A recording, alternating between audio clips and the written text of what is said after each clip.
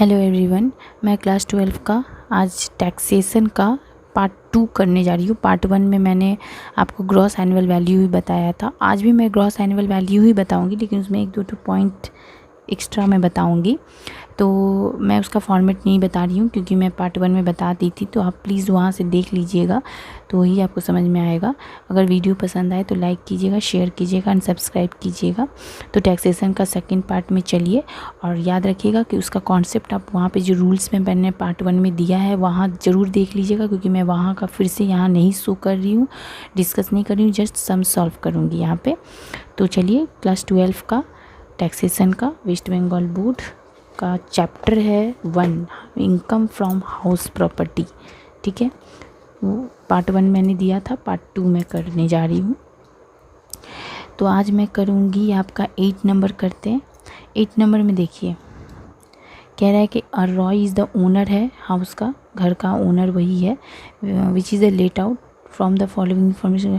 आपको क्या निकालना है? ग्रॉस एनुअल वैल्यू निकालना है, और वो ओनर है तो ओनर के रूप में जो ओनर होगा उसको टैक्स देना पड़ेगा। लेट आउट मतलब वही जो उसको टैक्सेबल लगेगा उसके बाहर घर का, उसी को कहते हैं विच इज़ लेट आउट। और कैलकुलेट इससे उसको आपको निकालना है ग्रॉस एनुअल वैल्यू। तो म्यूनिसिपल वैल्यू और फेयर रेंट वैल्यू दिया हुआ है।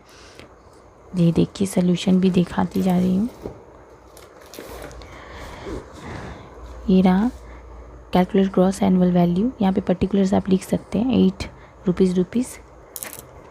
स्टेप 1 मैंने फॉर्मेट आपको पार्ट 1 में आप देख लीजिएगा, इसका मैंने फॉर्मेट दिया हुआ है कि क्या क्या आता है क्या क्या नहीं, यहाँ पे मैं नहीं दिखा रही हूँ।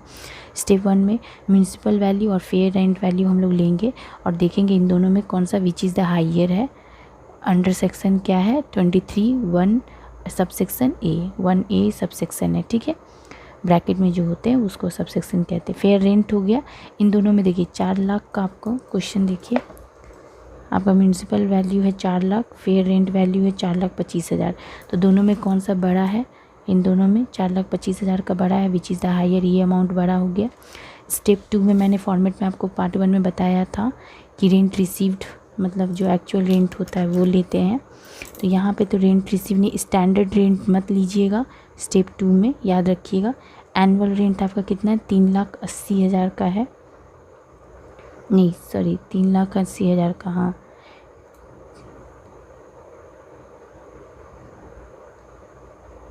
3,80,000 का नहीं है, मैंने गलत कर रही, सॉरी ये रहा 3,80,000 आपका इसका है standard rent. Actual annual rent है आपका 5 लाख का। ये स्टैंडर्ड जो रेंट है ये अभी मत लीजिएगा स्टेप 2 में, ये लगेगा बाद में। एनुअल रेंट क्या है? 5 लाख। तो स्टेप 2 में आपको एनुअल रेंट या रेंट रिसीव एक ही बात हुआ, 5 लाख का था तो वो आप यहाँ दे दीजिएगा, क्लोज कर दीजिएगा। अब स्टेप 3 में मैंने आपको फॉर्मेट में बताया था कि स्टेप 1 और स्टेप 2 में जो विच इज़ द हाइयर हो, तो इन दोनों में कौन सा? देखिए स्टेप 1 में आपको 4,25,000, इन दोनों में म्यूनिसिपल और फेयर में दोनों में बड़ा 4,25,000 का अमाउंट था। Rent receive annual rent 5 lakh का स्टेप 2 में, तो इन दोनों में कौन सा बड़ा हुआ? 5 लाख वाला बड़ा हुआ। तो ये थर्ड स्टेप में आ जाएगा, amount computed step 1 and step 2 में विच इज़ द हाइयर। तो कौन सा बड़ा है? 5 लाख बड़ा है। अब 5 लाख बड़ा में आपको लेस करना है जितने भी loss to due to vacancy, मतलब अनरियलाइज्ड रेंट। अनरियलाइज्ड रेंट मतलब एक तरफ से ये आपका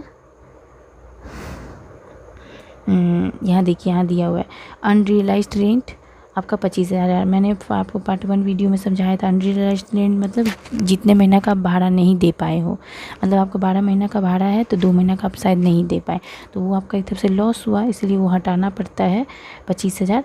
तो ये अनरियलाइज्ड रेंट हो गया, लॉस ड्यू टू वैकेंसी, इसमें से 25,000 का था, ये 25,000। इन दोनों में आपको 5 लाख का बड़ा था स्टेप 3 में, उसमें अनरियलाइज्ड रेंट जितना भाड़ा आप नहीं दे पाए जितने मंथ का, उतना अमाउंट हटा दीजिए, तो आपका बच गया क्या? Gross annual value 4,75,000। ठीक है, इसमें आपने नया क्या सीखा? जो स्टैंडर्ड रेंट है वो मैंने देखिए कहीं भी यूज़ नहीं किया, इसमें यूज़ नहीं होगा, ये वो आएगा उसका दूसरा वैल्यू में आएगा, ग्रॉस एनुअल वैल्यू में कैलकुलेशन में वो नहीं आता है। तो यही चीज़ के लिए मैंने 8 नंबर सम किया है। ठीक है, तो चलिए अभी हम करते हैं 9 नंबर। उसमें कह रहा है, तो तो चलिए अब हम चलते हैं 9 नंबर वाले सम में। 9 नंबर वाले सम में कह रहा है श्री रावण राज आपका ओनर था हाउस प्रॉपर्टी का, मुंबई का हाउस प्रॉपर्टी का था। ग्रॉस है म्यूनसिपल वैल्यू उसका कितना था 80,000, fair rent value 75,000। Standard rent मत लीजिएगा अभी। रेंट पर मंथ आपका कितना था 8,000। अनरियलाइज्ड रेंट मतलब जितने महीना का आप भाड़ा नहीं दे पाए, 6,000 का भाड़ा आप नहीं दे पाए हैं ओनर को, तो म्यूनसिपल टैक्स इतना है, ठीक है। तो आपको नेट एनुअल वैल्यू निकालना है 2019-20 का। 2018 ये पूरा हेडिंग दीजिएगा सम का ऊपर में, ये वाला मैंने नहीं दिया है, आप ज़रूर दीजिएगा, ठीक है। तो चलिए मैंने इतना फॉर्मेट नहीं बनाया, डायरेक्ट शॉर्टकट में दिया। म्यूनसिपल वैल्यू आपका 80,000 है, फेयर रेंट वैल्यू 75,000 है। इन दोनों में आपका कौन सा बड़ा अमाउंट है, विच इज़ द हाइयर, 80,000, वही लिया जाएगा। यहाँ पे लिख दीजिएगा, मैंने नहीं लिखा, under section 23 sub section 1A ये रहा ऐसे, ठीक है, आप लिख लीजिएगा। तो इन दोनों में कौन सा बड़ा अमाउंट हुआ 80,000। मैंने फॉर्मेट दिया हुआ है पार्ट 1 वीडियो में इस चैप्टर का, आप देख लीजिएगा इनकम फ्रॉम हाउस प्रॉपर्टी का, ठीक है। तो इन दोनों में ये बड़ा हुआ 80,000। अब चलिए स्टेप 2 में क्या था, रेंट पर मंथ मतलब एक्चुअल रेंट बोलिए या रेंट रिसीव्ड बोलिए, इसी का नाम है। तो रेंट पर मंथ कितना है 8,000। 8,000 पर मंथ मतलब एक साल में 12 महीना, इसलिए 12 से मैंने मल्टीप्लाई किया तो 96,000 आया, ठीक है। इसका भी क्लोज कर दिया। यहाँ से आपको स्टेप 1 से ये मिला, स्टेप 2 से ये मिला। स्टेप 3 में क्या रूल था फॉर्मेट में, पार्ट 1 में मैंने जो बताया था, इन दोनों में जो बड़ा हो, तो इन दोनों में आपका कौन सा बड़ा है, ये 96,000, ठीक है, which is the higher. Step 1 and 2 में 96,000 हुआ। अब देखिए अनरियलाइज्ड रेंट जो है उसका मतलब हो गया आपका लॉस ड्यू टू वैकेंसी, मतलब कितने का लॉस हो गया, जितना आपका भाड़ा नहीं मिला। अनरियलाइज्ड रेंट ये देखिए 6,000 बोल रहा है कि आप नहीं दे पाए भाड़ा में, मतलब एक तरफ से वो आपका हो गया लॉस टू ड्यू वैकेंसी, तो ये आपका लॉस है, इसलिए लेस मैंने कर दिया 6,000। 96,000 से 6,000 चला गया तो 90,000 आ गया। इसी को कहते हैं ग्रॉस एनुअल वैल्यू।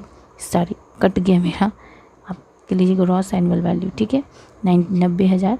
अब यहाँ पे मैंने कहा कि यहाँ पे एक चीज़ है, म्यूनसिपल टैक्स दिया है 7,000 का, ये 7,000 म्यूनसिपल टैक्स 7,000 का है, ये लेस कीजिएगा तो आपको मिल जाएगा 83,000। ये आपका कहलाएगा नेट एनुअल वैल्यू, ठीक है। टैक्स आप कितना पेमेंट किए गवर्नमेंट को 7,000 का, तो 7,000 का देने के बाद आपके पास नेट एनुअल वैल्यू इतना रह जाएगा, ये कटा हुआ नहीं है, ठीक है।